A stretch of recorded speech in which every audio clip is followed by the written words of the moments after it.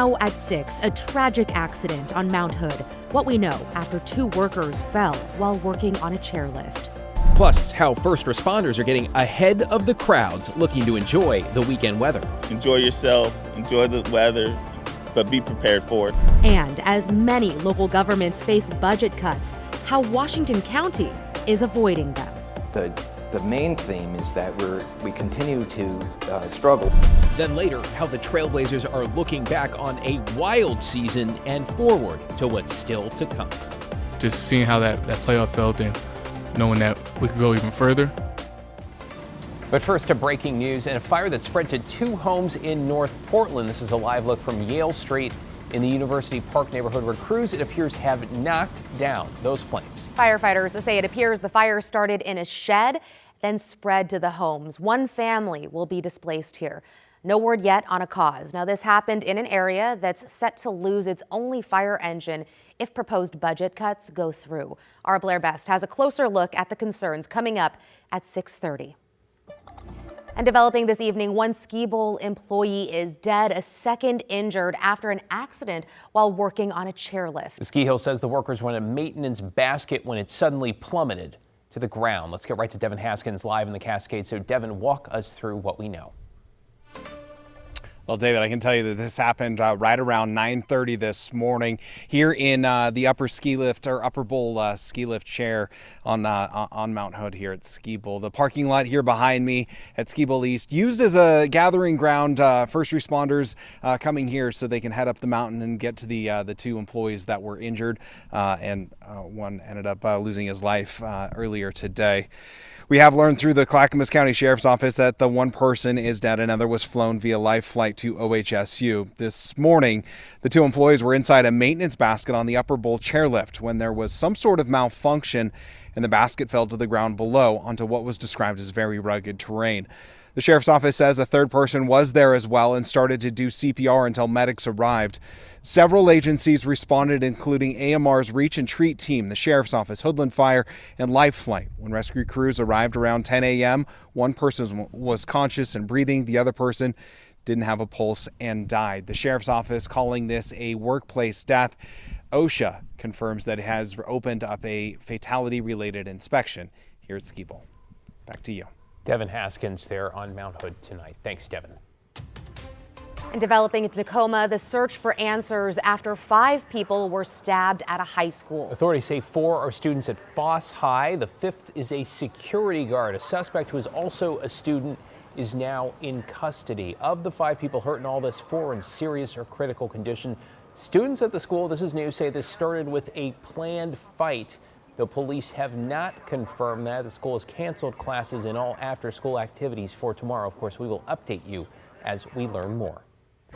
And back in Oregon with a live look from Vancouver, from our Vancouver Skycam. What a gorgeous view. Loving the sunshine and warmer temperatures today. And it looks like we're set to really warm up come the weekend. Chief Meteorologist Matt Sfino tracking that in your first forecast. Hey there, Matt. Yeah, David, today was the preview, but still the warmest day of the year so far as we climbed up to 81 degrees in Portland, Vancouver, and Scappoose, Aurora as well. Only 1 degree shy of the hot spot in the state, which is down in Medford at 82. So pretty impressive for this time of the year. We look outside, we're still sitting at 81 degrees, low humidity, light winds, a lot of sunshine. It's really a beautiful, beautiful day, especially for the last day of April. We're running 8, 9, 10 degrees warmer than we were at the same time yesterday. So we're at 71 degrees this time yesterday, 81 degrees right now, and pretty much all of the state has warmed up. Now at the coast, you can see the low clouds here. That is the marine layer, and that's going to be making a move inland overnight tonight. So while we'll be a lot warmer than 59, we'll be below 81. We're still going to make the 70s, but just enough of the influx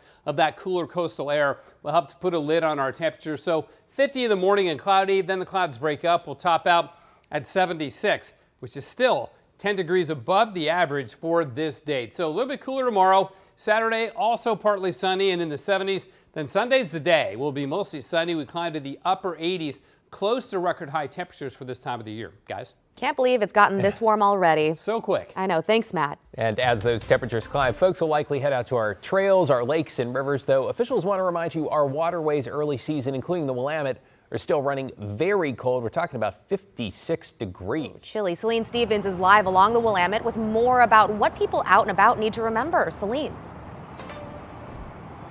Christine, you know, the biggest thing might seem basic, but it's that, you know, even though it's so hot outside, it does not mean that the water is warm too.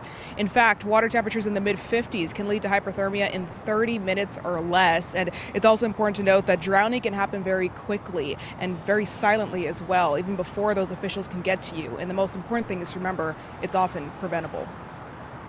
You go out with 8 people on your boat, you come back with 8 people happy on your boat. So this is what the Multnomah County Sheriff's Office hopes to see this weekend as temperatures climb to near record highs and people flock to the water. But all because the sun is beating down doesn't mean the water is warming up. today, the water temperature on the Columbia River is 53 degrees. So it's snow melt that's coming off the mountain. So it's going to be a cold shock for people that enter the water. This could lead to cold water shock, causing gasping that leads to the person taking in water and muscles tensing up. With 55 degrees, you can be hypothermic in 25 minutes. Then that means no fine motor movement, your brain's not working the way it should be, and then you're in trouble. When it comes to drowning, Multnomah County Sheriff's Office River Patrol Deputy Jason Tyrus says it happens fast and silently. For instance, like Frenchman's Bar, you can go out 5 feet on that waterway and it drops to 6 feet. You know, so if you have a small child and you look away for 2 seconds, they can be knee high, and seconds later, it's over their head. Wearing a life jacket, which the Sheriff's Office will provide for kids for free at Broughton Beach, is vital and, according to Tyrus, even required for kids under 12, depending on the size of the boat. But life jackets should be worn by adults too, according to Metro Parks and Nature, who also provide life jackets at their parks, as natural water is very unpredictable. There's temperature fluctuations, there's currents, there's underwater hazards that you might not be able to see from the surface. So we want to make sure that whenever people are around natural water, they understand to swim with a buddy, to enter the water feet first and carefully. According to 2024 data from the Oregon Health Authority, over half of those who drowned were between the ages of 25 and 54. While the temperatures this weekend are not expected to hit 90 degrees, if they do, MCSO has a plan in place. We have a threshold of 90 degrees. Our staffing level right now is our regular staffing is 1 boat. Again, when the temperature goes over 90, we add a 2nd boat. And if you're going out on a boat, the Sheriff's Office says to make sure that you have all the safety equipment that you need ahead of time and to actually run that boat before you get out on the water. Back to you. Life jackets, life jackets, life jackets. Can't say it enough. Celine Stevens there. Thanks, Celine. In your other headlines, the Clark County Medical Examiner's Office has identified the teen killed in a shooting earlier this week. 16-year-old Hector Soto Martinez died after he was shot in the torso Monday night. Vancouver police say it started as a fight between 2 groups near Northeast Andreessen and 18th. 2 other teens were shot and taken to the hospital. Both are expected to survive. Another teen was arrested for gun possession, but no one has been arrested for the shooting. In Longview, 4 people were taken to the hospital after an early morning head-on crash, and authorities say they believe alcohol played a part. First responders were called just before 2 to an area near Ocean Beach Highway and 40th Avenue. That is where they found a truck upside down with 2 people trapped inside. Police say the second car ended up on its side, but the driver and passenger were able to get out. No word yet on the exact cause or any arrests. And Portland City Council is weighing in on a controversial proposal that would limit when officers can cover their faces and would require visible identification. Now, if passed, officers would have to clearly show a visible badge with their name and agency and have their face uncovered during most interactions with the public. There would be some exceptions, like undercover work. I'm prepared to compromise on a lot of the details here, but the values are the core piece here, which is the idea that Portlanders have a right to know who's policing them, when you deserve to know who's operating in our city, and also to know whether or not the person claiming law enforcement authority actually is. Mayor Keith Wilson, though, has asked council to drop the plan, saying a federal court has already ruled in a California case that local governments cannot directly regulate federal officer operations. And keep in mind, Oregon lawmakers passed a similar law earlier this year, one that applies to the whole state. New this evening, while other counties are cutting, Washington County is going through what you might call a bit of a budget windfall, one that has to do with some assessed property values growing faster than expected, particularly when it comes to Intel. Jake Holter is in the newsroom for us. But Jake, it sounds like this is kind of a one-time thing. Yeah, Christine and David, the growth this year is more than double a standard year after a tax abatement program Intel was under expired. So that means for this year, it's good news for the county. Washington County, to my knowledge, has not seen an 11% growth in assessed value. A surge in assessed value growth in Washington County following updated numbers for Intel. Intel is our largest taxpayer in Washington County. They have, over the years, come in and out of various tax abatement programs. For the last 15 years, new Intel developments have been under Washington County's Strategic Investment Program tax abatement.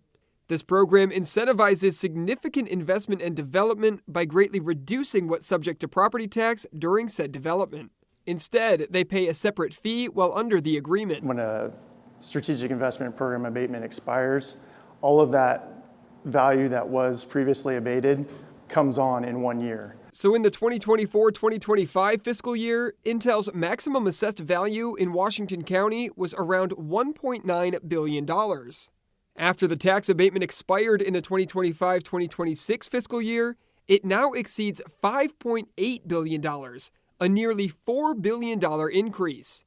This, combined with other plans and changes made by the county, means this will be the first time in 5 years the county won't have to cut critical infrastructure. Washington County has had to make pretty significant reductions in our workforce, in the level of service that we provide, and that's even resulted in a portion of the county being returned to the state government, a division in our district attorney's office last year. And this 11% assessed value growth is expected to only be the case this year, going back to the more average 4 to 5% next year.